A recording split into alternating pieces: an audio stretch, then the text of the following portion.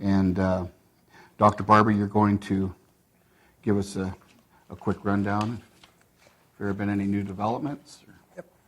Okay. Yeah, no new developments since we were in negotiations. Six members of the Teachers Association, 6 members of our team. I guess the clarifying things I want to make sure you know is you're approving the master contract for the certified teachers, not the classified, not the administrative. So you guys will, in, I don't know when, June sometime, make a decision how you're going to deal with those 2 groups of people.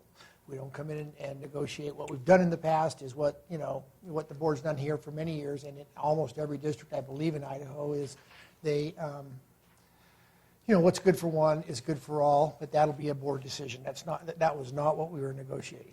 Mm-hmm. So the board's had the negotiated agreement, I think, for a couple of days now after we had some little wordsmithing to do, no change of content. I think all the wordsmithing has been done on the copies that you all got. The basic premise of the contract and what we worked on in negotiations was 1% raise on the base salaries and a 1% additional bonus, which does not go on the base salary, so it doesn't carry over to further years. That to be issued in December. We did negotiate, and the teachers agreed to a new salary scale that will take effect after October 15th. We were already in the hiring season, so we had hired already some teachers. We want to get through this cycle. That salary scale reduced our current salary scale by about 12%.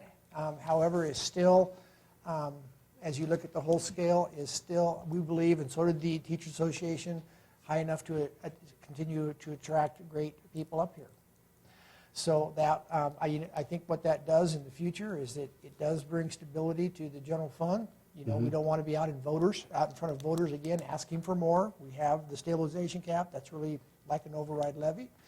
And we want to just ensure that we don't go back and ask the community for more.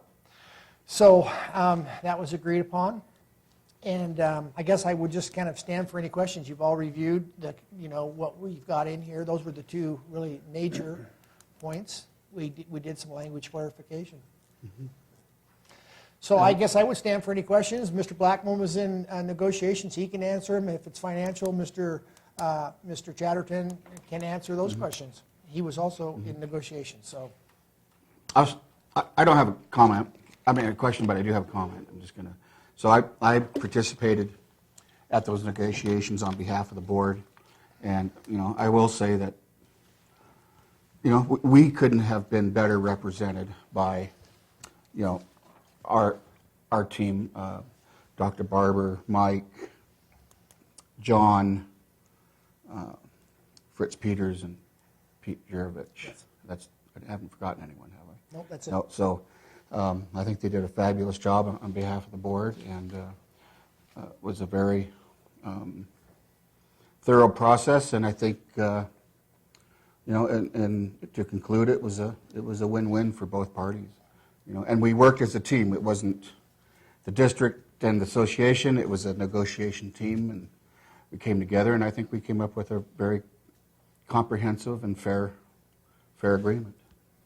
So I'm just going to stop there. Don? And Steve, I just wanted to add that I sat in on the negotiations for 2 days as a member of the public, about the only public. And I observed. I did not participate in any of the caucuses or conversations or make any comments. And I agree that I thought it was a very fair and equitable process that took place by both the district and by the teachers' representatives. So I was very impressed again. I was here last year as well, sitting mm-hmm. with the public. So everyone did a great job. Yep. Thanks for sitting it out, because that's a couple of long days. It was. Catherine? So I was just kind of asked John for some clarification on this D new paragraph about a committee made up of the following members will convene, and this is on extracurricular salaries.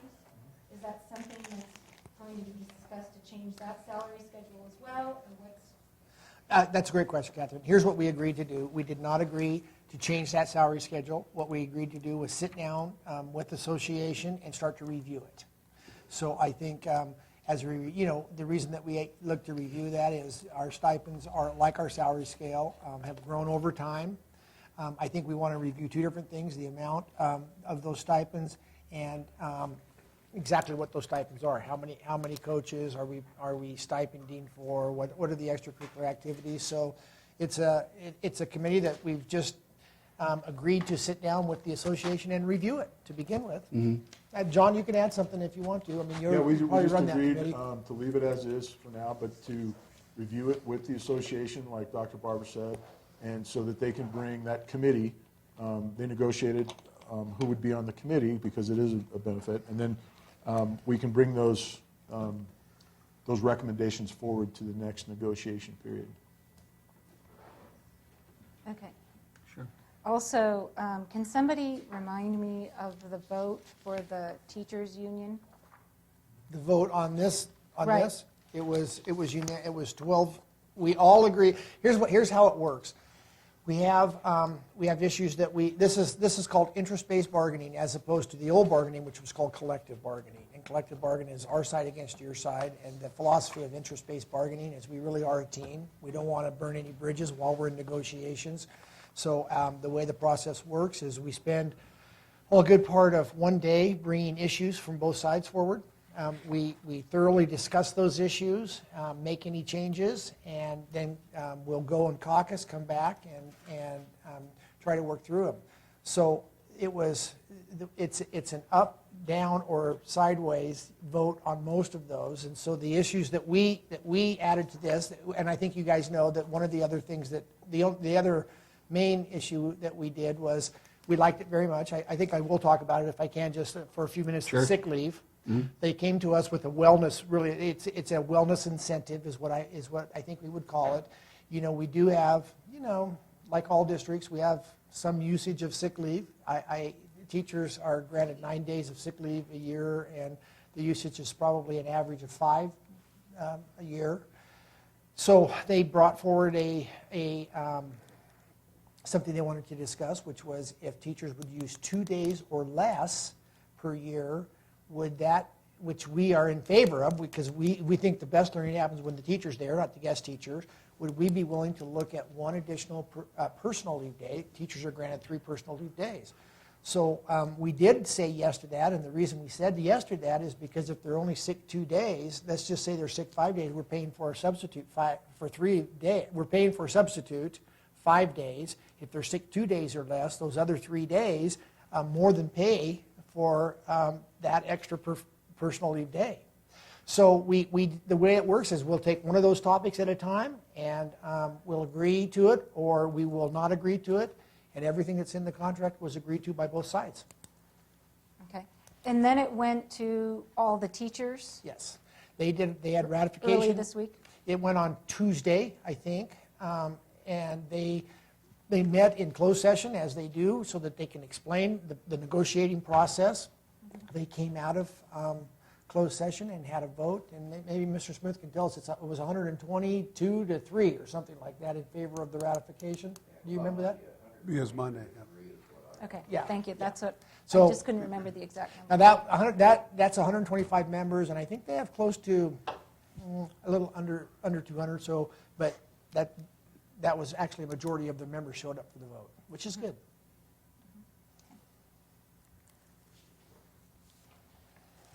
John? I had a question, maybe more for Mike. So this 1% increase essentially for next year's budget, what is that going to do to next year's budget?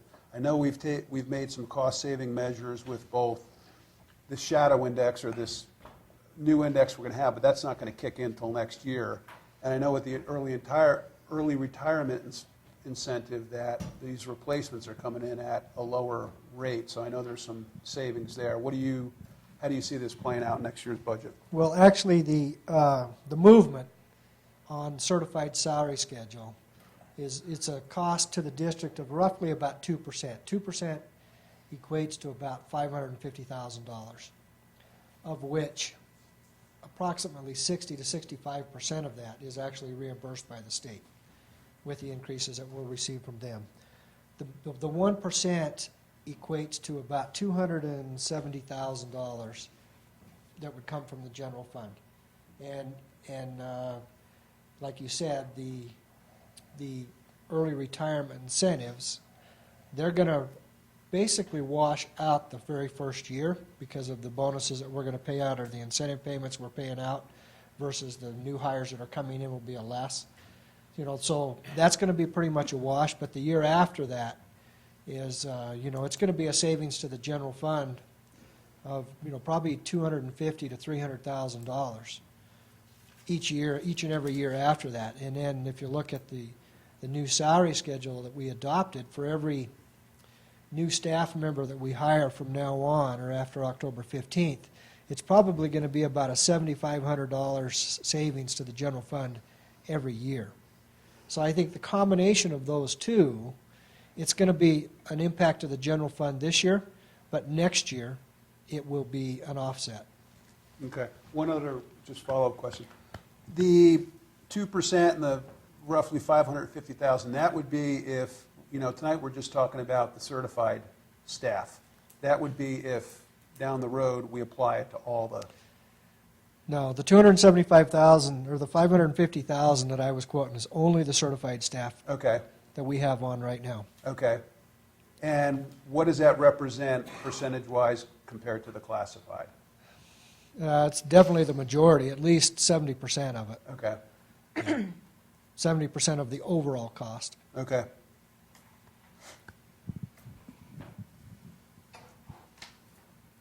Steve? Catherine? So on this, we've got a pay for performance, a committee being formed. Do we foresee some changes to the rubric that we've set up for this year? For next, I know it can be switched every year. Is That's this- what we're going to talk about.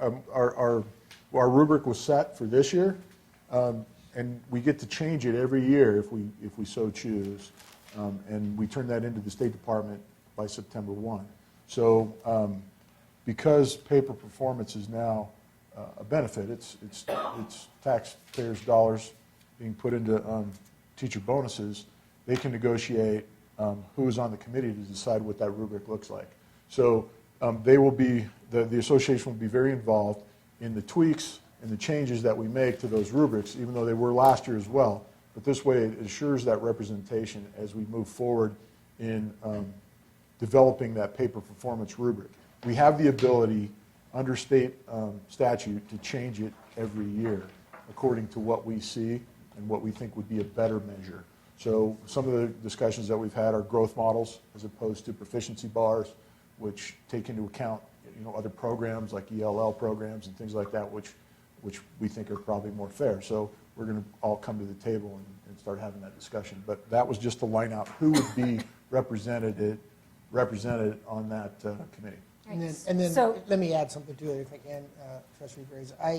The State Department has recommended, we absolutely agree with them, that teachers should be involved in setting the pay performance proficiency benchmarks as well as what we're using for the assessments. And my guess is that will happen in every single school district in Idaho. I would be surprised if there are districts that don't include their teachers in that conversation. So the pay for performance monies come out of the general fund, not from the state? No, from the state. From the state. Oh, I thought you had just said that it was No, he said taxpayer taxpayers, but he money. meant state taxpayers. State taxpayers. It comes from your sales tax. Comes out of the state Okay. general fund. Okay, okay. But because it's public money used for teacher Yeah, salaries. when you said taxes, I just Yeah. immediately thought our Blaine County taxes. No, that not, was not, our- yeah, pay for performance does not come from our strictly our local taxes or property tax. It comes Okay. from the state tax pool. They've allocated $38 million in the Statewide. legislature for paper performance. That'll be, we don't even know how much it's going to be exactly because that's the amount, and then they're going to divide that out over for all the teachers that actually make their performance benchmarks. And we have no say over the state measures. So the state decides how they're going to give us that money or how much they're going to give us based on their measures. We only have control over the local side of once we get the money, how it's dispersed. So we want to involve the Teachers Association in how we're going to disperse that money based on what measures. Thank you. Sean? Where this is kind of my first year, something stuck out to me a little bit. So our certified teachers are not only get their salary, but they're also possible to get an hourly rate on top of that? Is that something that's been in the contract in the past? No, as not well? an hourly rate. Oh, well, yeah, okay. What page are you on? 17. Yeah, okay. So this is how it works. Our teachers have a set contract. That contract is 190 days, I believe. They also are under contract to give the school district, each one of those, up to 18 hours where they don't receive any pay. So committee work, dances, supervision, all of that, up to 18 hours. Over 18 hours, because there are, I guess there could be some time. I don't think it kicks in very often. But if we ask or require teachers to work over their contract and over the 18 hours, then they're eligible for $25 an hour. Okay. Yeah, that's a good question. We keep a pretty close eye on that. We don't want to abuse the teacher's time, but and so that's a way to keep us in check as well. Right. Excellent. Susie Reese takes care of the accounting of all those hours for us. Oh, Don, you got a question? Yeah, one other kind of question, comment. What's kind of the timing and how this is all going to fit, next steps with, I know we have our budget meetings coming up. We're talking about right now the certified staff. I'd like to look at the classified schedules of what their salaries are at and make sure it's fair and equitable as well before we make a decision on what's going to happen there. If they're going to, as historically has been done across the board, they get the same percent increases. So I just want to get an idea of what are our next steps of meeting and looking, where's that going to fit into it? Well, I guess my comment would be contracts for administrators start July 1st. Classified contracts are, they are sort of rolling, but I think theirs are September 1. So I guess what I would say is, if what you're asking us for, Trustee Nerge, is to look at the classified salary scales like we did the certified scales. And so a possible, hiring later, next year or whatever, if we're going to look at those salary scales and try to have a new index for them that lowers that, I guess what I would say is, in June, probably the board will need to make a decision about the classified and the administrators for this year. And then subsequent to that, we can come to committee and we can start to examine those. The new salary scale for the certifieds doesn't kick in until October Right. 15th. So it encompasses everything that's happening this year already. Right, and I don't want to imply that, you had mentioned of looking at a different salary scale. I don't want to imply that. I want to just basically look at what we're doing for them and make sure it's fair and equitable as we have for the certified staff. Because Yeah, well, to be honest with yeah. you, I don't know all the different classified where they're at. How does it compare regionally, statewide, but, Yeah. it's our duty as the board, fiduciary to really look at I agree. all that and have an idea of what we're doing. I agree. Because of kind of where we're at right now, I guess probably what we're going to do as the administration is come to you in June, ask you if what you're going to do, and we've done that historically, is apply what we gave the teachers this year to the administration and the classified. That'll be a decision that you all will have to make, whatever that decision is, subsequent to that. And so I think that we probably, I take 2 weeks off in July, John takes a couple weeks, but I would say when we come back from that, we can certainly start to look at that again and get those salary scales out, take a look at. We can bring you back the information. I actually have that information. John's department's done quite a bit of information about what our teachers make in comparison to other teachers, what our classifieds make compared to other districts' classifieds. We've actually done some work to show the percentage that we are higher.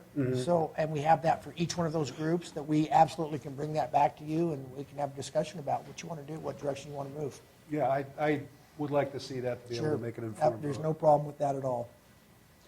Thank you. to clarify, so Mike, you said for administrators it was July or June? What did- July 1st for. Yeah, July 1, yeah. So, I mean, it's always been based on equity. We have always generally passed along those cost of living increases onto our support staff, meaning the classified and administration. As do almost every school. Yeah. I don't know any school districts that don't. However, it's still a board decision. Sure.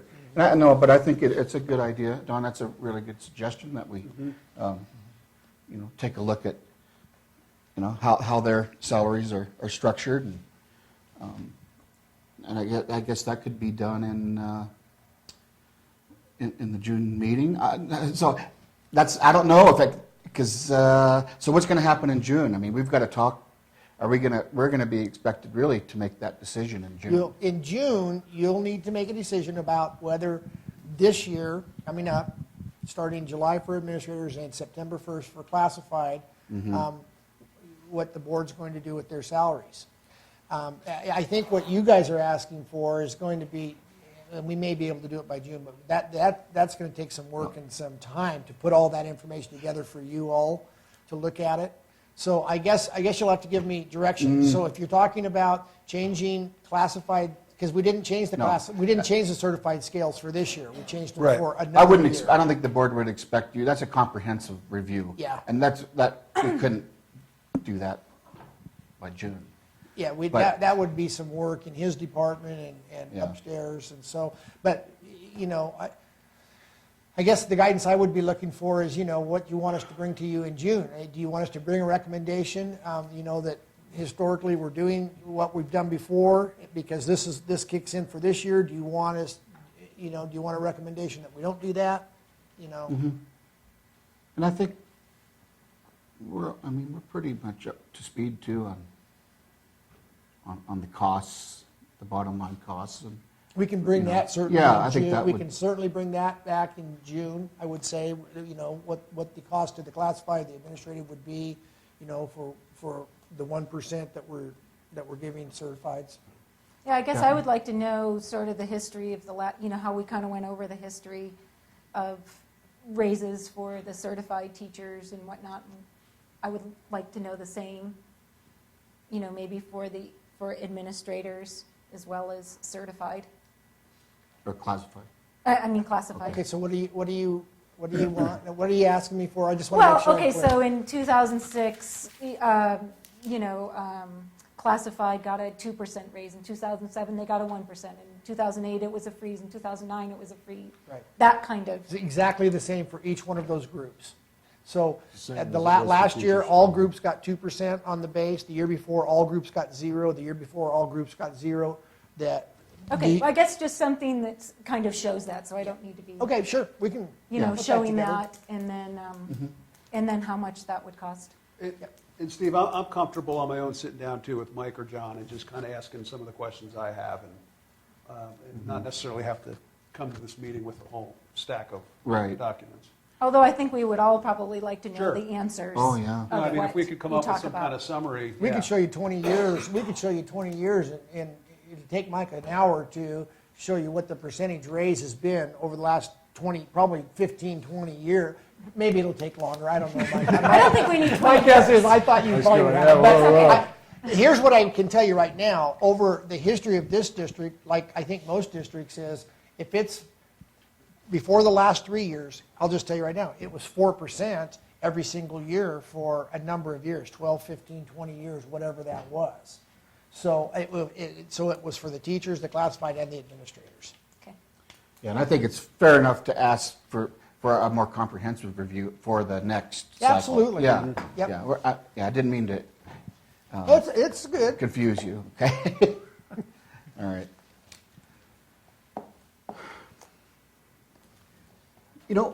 We don't usually take public comment, but I'll take it if you have a quick comment. I'm just kind of curious, if I do the math backwards on the 275K increase, that's about 1%.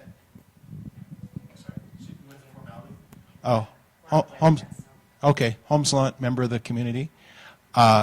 Just curious, on the $275,000 represents 1% in this increase model. So does that imply that the pool of sort of wages that you're talking about is 27.5 million? If I did the math right? Mike, can Mike? you respond to that? I'd have to look it up. No, I don't. Well, I just, For total salaries for all certified. right, yes, yeah. Probably for certified, I would say that's probably pretty close. Yeah, well, it's just, if that's 1%, then it kind of follows that it must be 27. So how many employees are in that pool then? 270, I think, or 200 and maybe close to 280. That includes a specialist. That includes, like, when you're certified, that includes our reading specialists, that includes our counselors, our social workers are all certified. And our benefits, healthcare, Yep. all booked into that number? Yep. So that's a grossed up number? Yes, it is. Okay, perfect. Thank you. Thank you. Any more questions or comments from the board? Nope. Okay. Wait a second, so wait a Okay. second, just to follow up, so that 1% though is, or the benefit are in addition to that 1%. So we're doing a 1% on the base, Yes, we're doing a 1% bonus, yes. and then if there was any increases in benefits, we're also taking care of. Yeah, Those benefits. Actually, I see Is what that you're right? saying. The benefit, this year, which was a great year for And there, I Idaho, know that we're- there was barely any increase in that benefit. This year, the lowest right? ever, we're in the state pool, so we're in the insurance Mm-hmm. pool of most districts in Idaho. I can never remember it being lower. It was 2.5% this year. Now, that's not 2.5% what we're paying teachers. That's 2.5% of the benefit package, the insurance, the vision, the dental package went up a total of 2.5% this year. Or maybe it didn't include dental. Was that separate? Health. So that's in addition to the 1% and the next 1%. No, the 275,000 is all inclusive of all of the benefit costs as well. So that, Oh, to your okay. point, Holmes, I think, Okay, where you say it's not It's exactly not included in the 27, 1%, but it's included in the because it includes the 275. 2.5 additional on. That's I'm confused. Yep. It is included in the 275, and it's also included in the 1%. The 275,000, that has a 1% cost increase, covers the cost of all of our percentage benefits, like Social Security and retirement and everything, as well as a health insurance increase. Okay. Which fortunately was very minimal this year. Okay, I think I understand. Thank you. Well, thank you, everyone. At this time, I would ask for a motion to approve the master agreement for the 2012-2013 school year. I'll make that motion. Is there a second, please? I'll second. Okay. Further discussion? I'll take a roll call vote, please, on this. Sean? Yay. Don? Yay. Catherine? Yay. And myself, yay. That is a unanimous approval by the board. Thank you very much. Thank you, Board. All right. I would, at this time, ask for a motion to adjourn. I'll make that motion. Okay. No discussion required. All in favor? All right? Aye. Okay, the meeting's adjourned. Thank you very much. Question for Don, we're being informed here. This increase applies to all certified staff exclusive of administration, is that correct? Because you have certified staff and administration. Yeah. So it applies to teachers, reading specialists, counselors, Social workers, social workers. yeah, any other specialists that we would have, our autism spectrum disorder, special ed, there's some highly, I guess they fall under special ed, but and all the ones who hold a teacher certificate. Okay, but not classified and not to administration. Yeah, we actually hold teacher certificates also, but That's why I'm this, asking. this negotiation is with the Association for the Teachers.